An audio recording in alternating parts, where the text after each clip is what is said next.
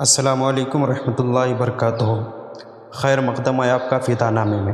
آپ سے درخواست ہے کہ آپ ہمارے چینل کو سبسکرائب کیجیے اور ساتھ ہی بیل بٹن کو دبائیے، اور اگر آپ ہماری یہ ویڈیو فیس بک پر دیکھ رہے ہیں، فدا نامہ فیس بک پیج کو لائک کیجیے۔ آج جس شخصیت کا ہم تعارف کر رہے ہیں ان کا نام ہے حضرت فضیل بن عیاض رضی اللہ عنہ، کنیت ابو علی اور ابو الفیض۔ آپ کی پیدائش سمرقند بخارا میں ہوئی۔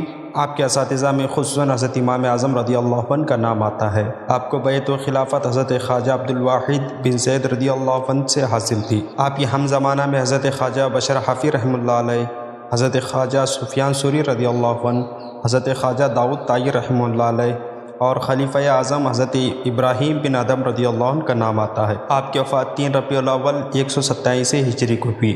آپ کا مزار شریف مکہ معظمہ میں جنت المعلیٰ کے اندر ہے۔ آپ کی 11 واسطوں سے نائب رسول فی الہند حضرت خواجہ غریب نواز معین الدین چشتی رضی اللہ عنہ کے شیخ طریقت ہیں۔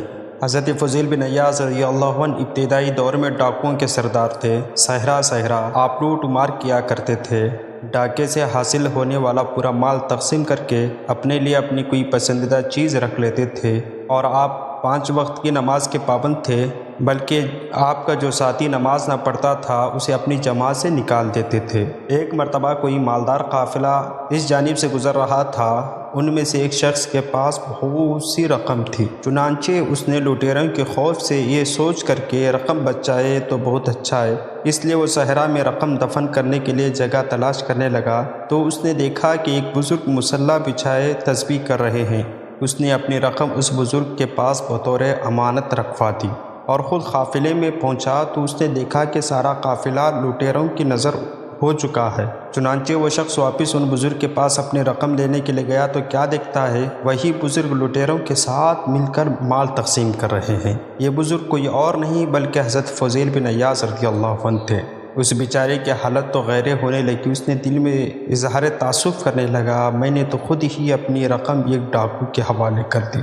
اس پر حضرت فضیل بن عیاض رضی اللہ عنہ اس شخص کو اپنے پاس بلا کر پوچھا، یہاں کیوں آئے ہو؟ اس نے ڈرتے ڈرتے عرض کی، اپنی رقم واپس لینے کے لیے آیا ہوں۔ آپ رحمہ اللہ علیہ نے فرمایا، جس جگہ رقم رکھ کر گئے تھے وہیں سے اٹھا لو۔ وہ شخص جب وہ اپنی رقم لینے کے لیے واپس چلا گیا تو ساتھیوں نے پوچھا، آپ نے یہ رقم تقسیم کرنے کے بعد واپس کیوں کر دی؟ اس پر حضرت فضیل بن عیاض رضی اللہ عنہ نے فرمایا، اس نے مجھ پر اعتماد کیا اور میں اللہ پر اعتماد کرتا ہوں۔ حضرت فضیل بن عیاض رضی اللہ عنہ کی توبہ کا واقعہ بھی بڑا عجیب ہے۔ ایک سوداگر مرو سے مرود جا رہا تھا۔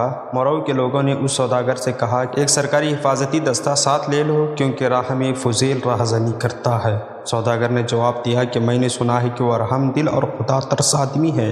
سوداگر نے حفاظتی دستے کے بجائے خوش الحال قاری کو اپنے ساتھ لے لیا اور روانہ ہو گیا۔ جب یہ قافلہ اس مقام تک پہنچا جہاں حضرت فضیل رضی اللہ عنہ گھات لگائے بیٹھے تھے، قاری اس وقت قرآن پاک کی سورۃ الحدید کی ایک آیت پڑھ رہا تھا، تلاوت کر رہا تھا، جس کا ترجمہ یہ ہے کہ ابھی تک مومنوں کے لیے اس کا وقت نہیں آیا کہ خدا کی یاد کرنے کے وقت اور قرآن جو خدا برحق کی طرف سے نازل ہوا ہے اس کو سننے کے وقت ان کے دل نرم ہو جائیں اور وہ ان لوگوں کی طرح نہ ہو جائیں جن کو ان سے پہلے کتابیں دی گئی تھی، پھر ان پر زمان طویل گزر گیا تو ان کے دل سخت ہو گئے اور ان میں سے اکثر نافرمان ہیں۔ اس آیت کا حضرت فضیل بن عیاض رضی اللہ عنہ کے دل پر ایسا اثر ہوا جیسے کسی نے تیر مار دیا ہو۔ حضرت فضیل رضی اللہ عنہ ندامت کے ساتھ ساتھیوں سے کہا، یہ غارت گیری کا کھیل کب تک جاری رہے گا؟ وقت آ گیا ہے کہ ہم اللہ کی راہ میں چل پڑیں۔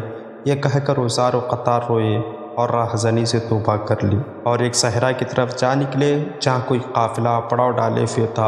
ان میں سے کوئی کہہ رہا تھا، فضیل ڈاکے مارتا ہے، اس لیے ہمیں راستہ تبدیل کر لینا چاہیے۔